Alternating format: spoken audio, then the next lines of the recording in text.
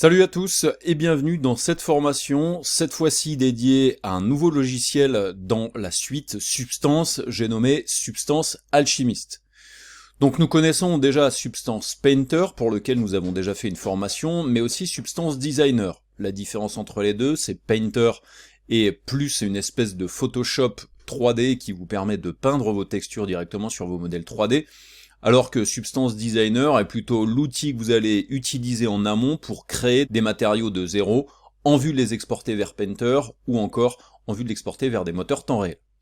Substance Alchimiste, c'est un petit peu le mix des deux, c'est-à-dire que c'est un outil qui va vous permettre de créer des matériaux, mais de manière un petit peu plus créative que ce que l'on peut faire à l'intérieur de Substance Designer,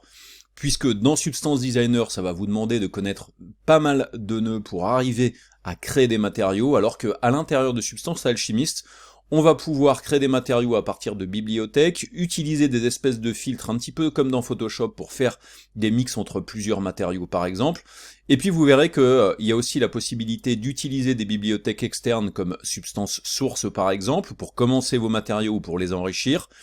ou alors même carrément en fait de faire des espèces de petits mélanges entre des matériaux déjà existants et des propositions créatives à partir d'images par exemple. Vous verrez aussi que l'on peut carrément aussi créer des matériaux à partir d'images ou à partir de scans photographiques qui peuvent vous permettre de relativement rapidement créer des matériaux tout neufs que vous pourriez utiliser dans vos projets. Bien entendu, dans Substance Alchimiste ensuite on peut exporter, donc vous pouvez exporter dans divers formats, que ce soit effectivement des textures que vous allez utiliser dans des moteurs temps réel ou dans vos logiciels de 3D, mais vous pourrez aussi exporter des archives Substance que vous pourrez utiliser dans Substance Painter ou par exemple dans Unreal ou dans Unity,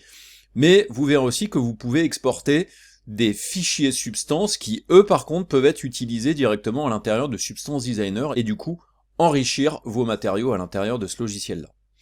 Donc cette formation va vous permettre de voir l'utilisation la plus complète de ce logiciel-là pour vous permettre de commencer à créer des matériaux.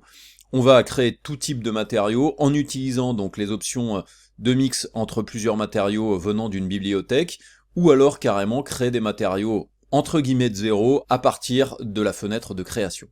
Donc sans plus attendre, commençons cette formation à Substance Alchimiste.